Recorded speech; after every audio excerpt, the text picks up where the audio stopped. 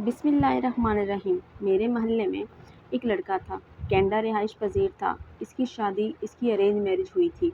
بچپن ساتھ گزرا تھا، سو ہم ایک دوسرے کو اچھے سے جانتے تھے۔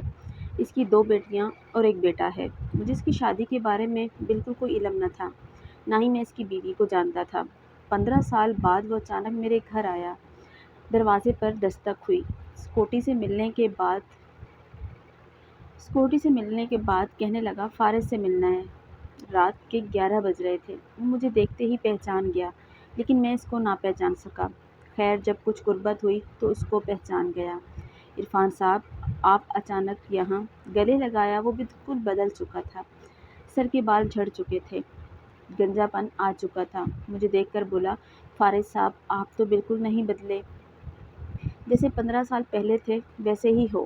میں مسکرایا۔ نہیں جناب، ایسی بات نہیں ہے، صرف ظاہری شکل نہیں بدلی، باقی دل، احساس، سوچ، خیالات سب کچھ بدل چکا ہے۔ خیر چائے منگوائی۔ اس کا لہجہ کچھ دھیما ہونے لگا۔ میری آنکھوں میں دیکھ کر بولا فارس مجھے گناہ کی معافی مانگنی ہے۔ میں مسکرایا۔ عرفان صاحب کیسا گناہ؟ آپ کہہ رہے ہیں؟ عرفان اچھا بھلا جوان مرد تھا، چائے کا کپ سائڈ پہ رکھا۔ فارس میری شادی ایک بہت پیاری اور پاک دامن لڑکی سے ہوئی تھی۔ ماں باپ نے رشتہ کیا تھا، ابو تو تھے نہیں، امی کو انکار کر نہ سکتا تھا۔ رشتہ ہوا، شادی ہو گئی۔ وہ بہت اچھی تھی، لیکن ہماری سوچ مختلف تھی۔ میں کینیڈا میں رہتا تھا، اس لیے شراب پینا میرے لیے عام سی بات تھی۔ اسے سگریٹ اور شراب سے سخت نفرت تھی۔ 1 سال بعد ہم میں بہت جھگڑے ہونے لگے۔ وقت گزرتا گیا۔ 2 بیٹیاں اللہ نے دی تھیں۔ وہ حاملہ تھی کہ ہم میں کسی بات پہ جھگڑا ہوا۔ میں اسے طلاق دے کر چلا گیا۔ میں واپس نہ پلٹا۔ آج 10 سال گزر گئے اسے چھوڑے ہوئے۔ میرے پاس کروڑوں روپے ہیں، جائیداد ہے، لیکن میرا دوبارہ بائی پاس ہو چکا ہے۔ شاید اب میرے پاس زیادہ وقت نہیں ہے، نہ جانے کب زندگی دغا دے جائے۔ وہ رو رہا تھا۔ میرا ہاتھ پکڑ لیا۔ فارس میں انہیں بچوں کو اپنانا چاہتا ہوں۔ مجھے بہت تیز بخار تھا، مجھ میں ہمت نہ تھی، پھر بھی ایسے ہی کندھے پر ہاتھ رکھا۔ عرفان اللہ سب بہتر کرے گا، تم اداس نہ ہو۔ وہ بالکل بلک کر رو رہا تھا۔ فارس میرے بچوں کا کیا قصور تھا؟ بھلا میری انا، میرے غرور نے ان کو نہ جانے کتنے درد دیے ہوں گے۔ میں اپنی بیٹیوں کو سینے سے لگانا چاہتا ہوں۔ فارس مجھے میری بیوی بچوں کے پاس جانا ہے، میں سب کچھ لٹا دوں گا۔ میں نے پوچھا دوسری شادی کیوں نہیں کی؟ کہنے لگا مجھے اس رشتے سے نفرت سی ہو گئی تھی۔ مجھے کسی عورت کا یوں ساتھ اچھا نہ لگتا تھا، لیکن جب سے میں بیمار ہوا ہوں مجھے احساس ہونے لگا ہے ہم سفر کے بنا زندگی کچھ بھی نہیں۔ میں اس کو تسلی دی، چونکہ میں خود بیمار تھا۔ اسے گھر جانے کا کہا، اسے یقین دلایا کل اس کی بیوی کے پاس ضرور جائیں گے۔ فجر کی نماز ادا کر کے میں فارغ ہوا۔ بارش ہو رہی تھی۔ وہ بھیگا ہوا میرے دروازے پر آ کھڑا ہوا۔ اس کی آنکھیں سرخ تھیں، سوج چکی تھیں، یوں لگ رہا تھا وہ رات بھر سویا نہیں۔ مسکراتے ہوئے آیا، فارس اب چلیں؟ میں مسکراتے ہوئے اس کو بیٹھ جانے کا کہا۔ ناشتہ منگوایا۔ دونوں نے ناشتہ کیا۔ مجھے کچھ کام تھا NGO کا، وہ ختم کیا۔ 9 بج رہے تھے۔ وہ میری طرف دیکھ رہا تھا، کبھی موبائل دیکھتا، کبھی گھڑی کی جانب دیکھتا۔ میں اس کی بے چینی سمجھ رہا تھا۔ وہ اپنی کار لے کر آیا تھا، اس کے ساتھ ہی چل دیا۔ وہ بتانے لگا میری بڑی بیٹی کا نام شانزے ہے، مجھے یاد ہے اس کی پیاری سی آنکھیں، اسے میں نے گود میں اٹھایا تھا۔ میری چھوٹی بیٹی آرزو، ننھی سی کلی، اس کا رونا ہنسنا میرے کانوں میں ہے۔ اس کی آواز کانپ رہی تھی، آنسو بہہ رہے تھے۔ میرے سامنے بار بار ہاتھ جوڑ رہا تھا، فارس مجھے میرے بچوں سے ملوا دینا، میں اپنی بیوی کو منا لوں گا۔ میں سوچ میں گم تھا، ہائے غصے میں کیے گئے فیصلے جدا تو کر دیتے ہیں، لیکن وقت کے ساتھ پچھتاوا بھی ضرور دیتے ہیں۔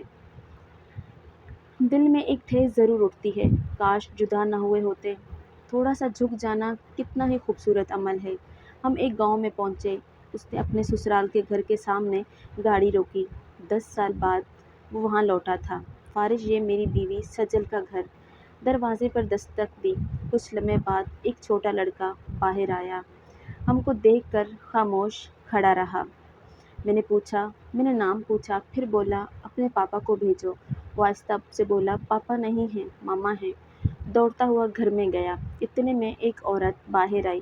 وہ عرفان کو دیکھتے ہی پہچان گئی تھی۔ تم یہاں؟ وہ عورت عرفان کی بیوی سجل کی بھابھی تھی۔ عرفان رونے لگا۔ بھابھی سجل کہاں ہے؟ بھابھی غصہ کرنے لگی۔ میں نے سمجھایا پلیز غصہ نہ کرے۔ خیر مختصر یہ کہ بھائی بھی آگے سجل کے۔ معلوم ہوا ماں باپ مر چکے ہیں۔ سجل کا بوجھ ہم اٹھا نہیں سکتے تھے۔ وہ دوسرے محلے میں کرائے کے گھر میں اکیلی رہتی ہے بچوں کے ساتھ۔ ہم وہاں چل دیے۔ وہ کچا سا مکان، لکڑی کا دروازہ، گھر تو برائے نام تھا، دستک کیا دیتے۔ اندر داخل ہوئے۔ گوری چٹی سی بالکل ایک گڑیا پرانے سے کپڑے پہنے نلکے کے پاس بیٹھ برتن دھو رہی تھی۔ دوسری لڑکی ننگے پاؤں جھاڑو دے رہی تھی۔ عرفان دیکھتے ہی اپنی بیٹیوں کو پہچان گیا۔ آنکھوں میں آنسو تھے۔ زمین پر بیٹھ کر رونے لگا۔ وہ اتنی زور سے رو رہا تھا کہ محلے کے لوگ جمع ہو گئے۔ اپنی بیٹیوں کو اس حالت میں دیکھ کر وہ تڑپ اٹھا تھا۔ میری شانزاں میری آرزو سے سینے سے لگا کر اتنا رویا، ہر آنکھ اشک بار ہو گئی۔ وہ بچیاں نہیں جانتی تھی ان کا بابا ہے۔ وہ ڈر گئی۔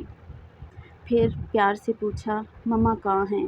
شانزیں آہستہ سے بولی مما سکول گئی ہے سموسے بیچنے۔ اتنے میں سجل ہاتھ میں کچھ برتن پکڑے آئی۔ پرانے سے کپڑے، بری حالت، ساتھ چھوٹا بیٹا تھا۔ اس نے جیسے ہی عرفان کو دیکھا وہ غصے سے چلانے لگی، کیا کرنے آئے ہو یہاں؟ چلے جاؤ یہاں سے۔ اس کی آواز کانپ رہی تھی۔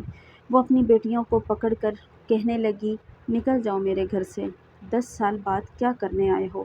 مر گئے ہو میرے لیے تم۔ اس کی آنکھیں بھیگ گئی تھیں۔ عرفان سجل کے قدموں میں بیٹھ گیا، پاؤں پکڑ لیے۔ سجل معاف کر دو مجھے، چل میرے ساتھ اپنے گھر۔ سجل نے انکار کر دیا۔ وہ کسی صورت بھی واپس نہیں جانا چاہتی تھی۔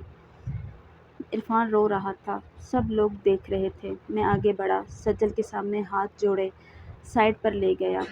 سجل کو سمجھانے کے لیے اسے بتایا عرفان بیمار ہے، وہ موت سے لڑ رہا ہے، وہ زندگی کی بازی ہار رہا ہے۔ مانا اس سے غلطی ہوئی ہے، مانا اس نے ظلم کیا ہے آپ پہ۔ اس کے چہرے کی جانب دیکھا، ذرا وہ کتنا تھک چکا ہے، وہ ہار چکا ہے۔ جانتی ہو سجل، وہ ساری رات نہ سویا تھا۔ وہ ساری رات میرے گھر کے باہر کھڑا رہا کہ کل تم سے ملے گا، بچوں سے ملے گا۔ سجل دیکھو وہ کتنا بے بس ہے آج۔ پہلے 10 سال اس کی انا نے بیٹیوں کی خوشیاں چھین لی، اب تمہاری انا برباد کر دے گی۔ تم دونوں اپنی ضد میں اپنی بچیوں کو کیوں بن موت مار رہے ہو؟ شاید سجل کو احساس ہو گیا تھا۔ وہ تو جیسے نہ جانے کب سے منتظر تھی عرفان کے آنے کی۔ وہ عرفان کے سینے سے لگ گئی، بیٹیوں کو خود چومنے لگا، کبھی ہاتھ چومتا، کبھی چہرہ۔ تینوں بچوں کو سینے سے لگایا، سجل کا ہاتھ پکڑا، کار میں بٹھایا، جانے لگا۔ وہ اپنی خوشی سے بھول گیا کہ فارس بھی ساتھ آیا تھا۔ وہ مسکرایا، شکر ہے اللہ تم نے ان کو سمجھ عطا کی اور ایک کر دیا۔ کار تھوڑی دور گئی، پھر رکی، واپس آئے۔ عرفان جلدی سے اتر کر آیا، فارس بھائی میں آپ کو بھول گیا تھا۔